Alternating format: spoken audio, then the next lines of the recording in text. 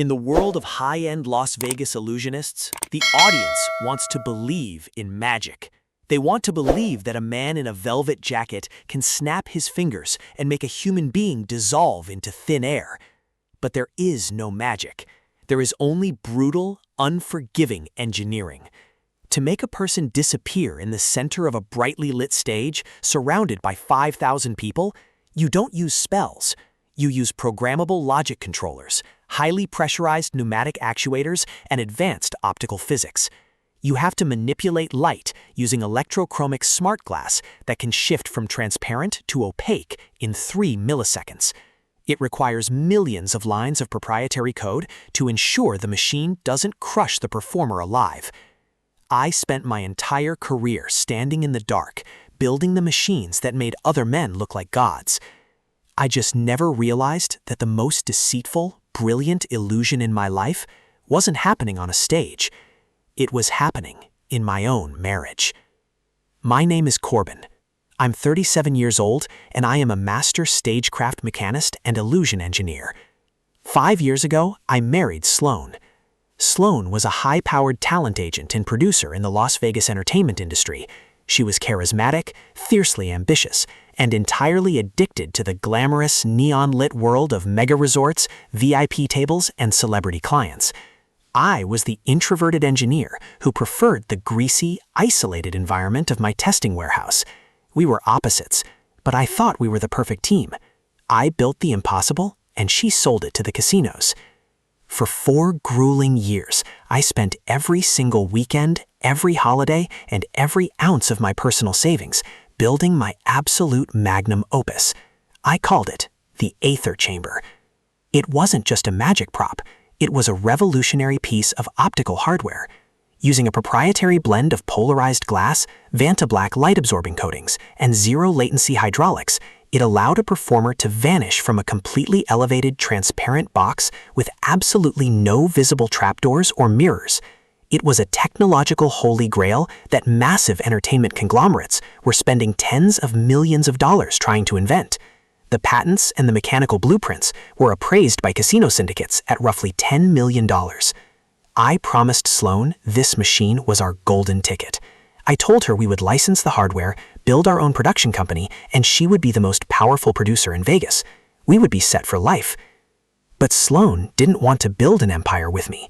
She looked at my grease-stained hands and my exhausted eyes, and she decided she wanted the millions and the glory, but she wanted to stand on the red carpet with someone else. The foundation of our marriage started to vanish when Sloan's agency signed a new flagship client, a massive Vegas celebrity illusionist named Dorian. Dorian was 40 years old and the absolute poster boy for entertainment industry arrogance. He wasn't a real magician, he didn't know how to palm a coin, and he certainly didn't understand mechanical physics. He was a flashy television personality who wore tight leather jackets, wore too much jewelry, and relied entirely on expensive camera editing and bought props to trick his audience. He treated brilliant engineers and stagehands like disposable minimum-wage laborers. Suddenly, Sloan was spending all her time at Dorian's massive penthouse suite at the Bellagio, claiming she was restructuring his global television special. The red flags didn't just quietly appear. They triggered every internal warning klaxon I had.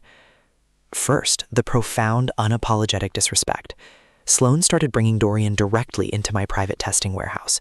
Dorian would strut through my workspace, pointing at my highly sensitive pneumatic rigs and openly mocking my life's work. "Corbin, you're a great carpenter, buddy," Dorian smirked one afternoon, leaning against a $500,000 titanium frame. "But you're thinking like a mechanic. This box is a product. You need a visionary like me to sell it.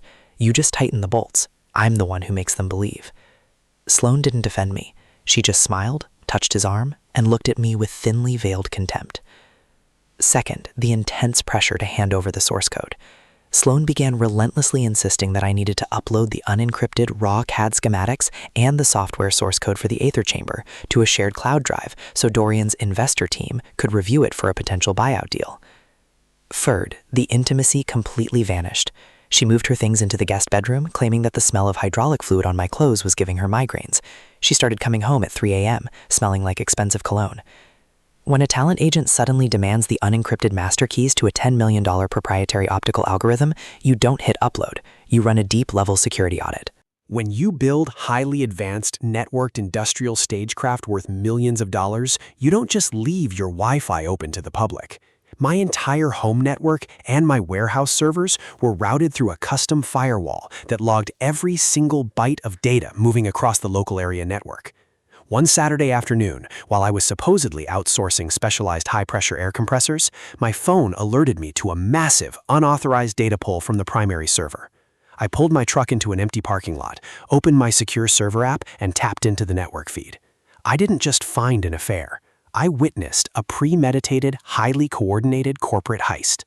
I artificially slowed the transfer speed to a crawl to buy myself time and mirrored her laptop screen directly to my iPad. She had her encrypted messaging app open, communicating directly with Dorian. Dorian wrote, "My technical directors just looked at the CAD blueprints you snuck out last week. They're losing their minds. The electrochromic glass and the drop sequence are 10 years ahead of anything Copperfield has.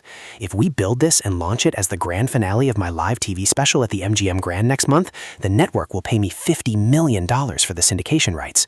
Have you secured the master software code yet?" Sloan replied, her words dripping with a casual, horrifying cruelty that made the blood freeze in my veins. "I'm copying the master repository from a server right now. The idiot actually thinks I care about his stupid magic boxes. Tomorrow, while he's at the engineering summit, I'll hire a crew to load the physical prototype pieces into a truck. We'll debut the illusion in Vegas. I'll serve him with divorce papers the morning after, and we'll be set for life. The poor mechanic won't even know what hit him. He doesn't have the money to fight your corporate lawyers." Dorian responded, "You're a genius, my love. The grease monkey is going to fund our entire empire." I sat alone in the sweltering cab of my truck, staring at my phone as my entire reality shattered into a million pieces. My wife of 5 years was sleeping with a parasitic fraud. Together, they were actively plotting to steal 4 years of my blood, sweat, and genius. They were going to steal my masterpiece, launch it on the biggest stage in the world, claim it as their own, and leave me completely broke, discarded, and humiliated. They thought I was just a naive grease monkey who tightened bolts. They didn't understand the level of absolute, unmitigated digital and mechanical destruction a master stagecraft engineer is capable of programming. The absolute first rule of stagecraft engineering is if you want to destroy a fake magician, you don't take a sledgehammer to their props. You alter the foundational logic on the inside, and you let the machine destroy their illusion in front of an audience. I didn't rush home. I didn't burst through the doors screaming and crying, because if I did that, Dorian's army of entertainment lawyers would bury me in injunctions, claim they had a verbal contract to the design, and tie me up in court for a decade. I needed them to steal the hardware.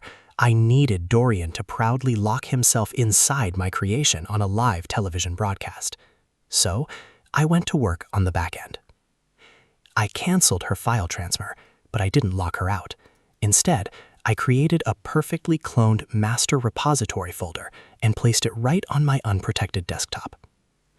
I plugged my diagnostic laptop directly into the central processing motherboard of the Illusion Control system. I didn't break the machine. I just opened the source code and I rewrote the sequencing logic. I altered the pneumatic release timers and the electrochromic glass software with a delayed, cyclic variable. The entire robotic ecosystem would function flawlessly for Dorian's team. Perfection. They could take it to their private stage, assemble it, run their rehearsals 99 times, and feel like absolute, untouchable gods of entertainment. But deeply embedded in the absolute foundational math of the microcontrollers, buried so deep in the code that no QA tester on Earth would ever find it, I hid a logic bomb. On the 100th actuation cycle, which I calculated would land exactly during the climax of the live TV premiere, the system would forcefully reject the local user's commands. First, the polarized glass, which was supposed to turn instantly black to hide the magician, would physically lock into a state of 100% crystal clear transparency. Second, the massive pneumatic floor drop, meant to whisk the performer away, would only drop exactly 2 inches and then mechanically jam, locking the trapdoor wide open for the audience to see.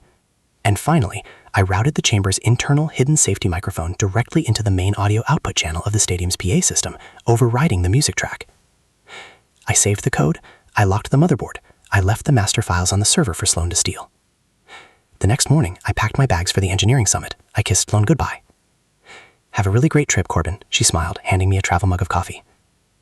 Take care of the warehouse for me, Sloan, I replied, looking her dead in the eyes. You know that project is my masterpiece. I will protect it with my life, she promised. I never went to the engineering summit. I drove straight to the downtown offices of the most aggressive, ruthless intellectual property and entertainment litigator in Nevada, a man whose entire job was destroying fraudulent corporations. I sat down at his mahogany conference table. I handed him my original, time-stamped blueprints. I handed him the high-definition security footage and the crystal-clear data logs of Sloan and Dorian explicitly conspiring to steal the files and the physical prototype. And finally, I handed him the official, federally approved patent documentation for the Aether Chamber, which I had secretly expedited and secured exclusively in my own name a month prior. My wife and her accomplice are going to debut this stolen, patented hardware at a massive live television premiere at the MGM Grand next Saturday, I told my lawyer calmly. My lawyer reviewed the documents, listened to the audio, and slowly smiled like a shark smelling blood in the water. Corbin, utilizing stolen, patented engineering hardware to solicit $50 million from a major television network is a massive, willful federal violation and international fraud. If he broadcasts this, we won't just sue him for damages. The SEC and federal authorities will literally liquidate his entire production company. Draft the paperwork, I said, but do not file the injunction yet. Do not stop the show. Let him step into the box. I want him to put his face on it in front of the whole world. On Wednesday afternoon, sitting in a hotel room across town, my phone notified me that my warehouse door had been breached.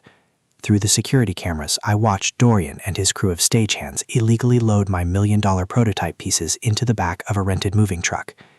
Sloan left a white envelope containing divorce papers next to my tools and walked out without looking back.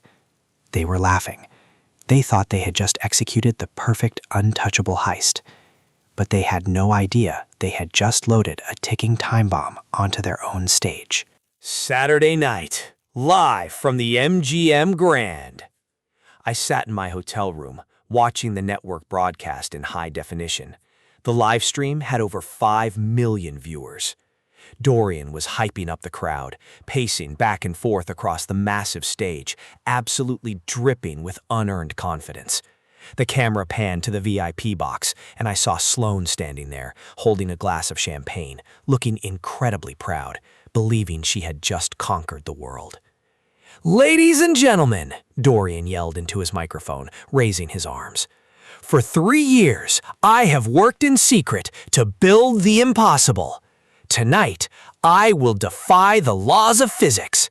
I present to you the Aether Chamber." The crowd went absolutely wild. Dramatic music pounded through the stadium speakers. Dorian confidently opened the glass door and stepped inside the transparent, elevated box. He struck a dramatic pose, looking out at the 5,000 people. He raised his hand and hit his remote trigger. It was exactly the 100th actuation cycle. The crowd held their breath, waiting for the glass to turn black and Dorian to vanish. But my logic bomb executed. The electrochromic glass didn't turn black. It physically locked into crystal-clear transparency. With a loud, clunky metallic clang, the massive pneumatic floor drop fired, but it only dropped 2 inches and mechanically jammed, violently shaking the entire glass box. Dorian didn't disappear. He just awkwardly dropped 2 inches down, his shoes getting stuck in the open seam of the jammed trapdoor. The music suddenly cut out. The stadium went dead silent.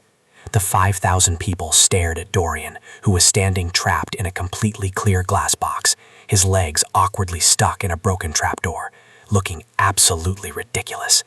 The magic was completely, humiliatingly exposed. Dorian froze. He frantically pushed against the glass door, but the electric deadbolts had engaged. He was trapped. Then the audio hijack engaged. The internal safety microphone inside the glass box routed directly to the stadium's 1,000,000-watt PA system. Every sound Dorian made was amplified to deafening levels. "What the hell is happening?" Dorian's panicked, whiny voice boomed across the entire stadium. "The floor is stuck. Open the damn door. Get me out of this box. My legs are stuck." He started frantically banging on the unbreakable glass with his fists, completely unhinged. "Sloan, the code is broken. You said you stole the right files." The entire stadium gasped in shock. The live television cameras captured every single agonizing, humiliating seconds of the master illusionist crying for help inside a broken prop, admitting to theft on a live microphone. In the VIP box, Sloan dropped her champagne glass. It shattered. She put her hands over her mouth, her face turning the color of wet concrete. She looked like she was going to pass out. I took a slow, deeply satisfying sip of my bourbon, letting the burn settle in my chest, and texted my lawyer, "Drop the curtain." You cannot recover from getting stuck in a transparent glass box and admitting to theft on live television. The fallout was an absolute, unmitigated, scorched earth disaster. The video of the trapped magician went viral globally within 10 minutes. By Sunday morning, Dorian was the biggest laughingstock in the history of entertainment. The television network immediately canceled his $50 million syndication deal and filed a massive lawsuit against his production company for gross misrepresentation and breach of contract. Because Dorian had solicited tens of millions of dollars based on patented technology he did not own, federal authorities launched an immediate investigation into his firm. His entire empire completely collapsed. His Vegas residency was canceled in less than 48 hours. Sloan's life was vaporized. Dorian, realizing he was facing federal indictments and total bankruptcy, immediately blamed her. He told investigators that she was a rogue agent who had lied to him about the ownership of the blueprints, throwing her to the wolves to save himself. She called me from a hotel room in Vegas, sobbing so hard she was hyperventilating. Corbin, please. The network is suing me. Dorian dumped me. The machine broke on live TV. You have to tell them you gave me permission. Please, I have nothing." "You have the spotlight, Sloan," I said calmly, leaning back in my chair. "You always wanted to be the center of attention. Well, 5 million people just saw your best work. By the way, check your email. You've been served with a federal IP lawsuit. Enjoy the show." I hung up and blocked her number. During our divorce settlement, she had absolutely zero leverage. Because she was facing criminal charges for corporate espionage against me, the judge awarded me 100% of the marital assets and denied her any alimony. She walked away with millions in legal debt and a felony record. It's been almost 3 years since that broadcast in Las Vegas. After the dust finally settled and the lawsuits were paid out, I sold the real, fully functioning patent for the Aether Chamber. I didn't sell it to a television hack. I sold it to a legendary, highly respected global illusionist, a performer who actually understands the engineering, respects the physics, and treats his designers like true partners. I made enough money from that single sale to buy a massive new commercial stagecraft facility, hire a full team of fabricators, and my business has never been better. Last I heard, Sloan avoided prison by taking a plea deal, but she is completely blacklisted from the entertainment and PR industries globally.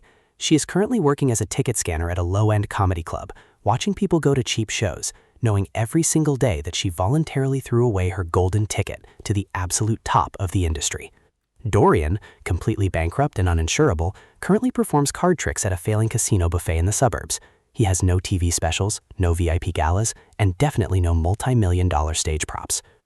If there is a lesson to be learned here, it's a simple one. Never disrespect the architect of your reality. If your partner thinks they can steal your hard work, push you into the shadows, and take the spotlight for themselves, don't try to pull them off the stage. Don't fight them for the blueprints. Let them step into the box. Hand them the remote control. Let them feel like they've won. And right when they think they're about to pull off the ultimate spectacle, just lock the doors, drop the facade, and let the whole world see exactly who they really are. Thanks for listening to my story. If you enjoyed this one, drop a like, hit subscribe, and let me know in the comments, what's the most embarrassing public failure you've ever witnessed? Stay sharp, trust the physics, and always, always inspect the trapdoors.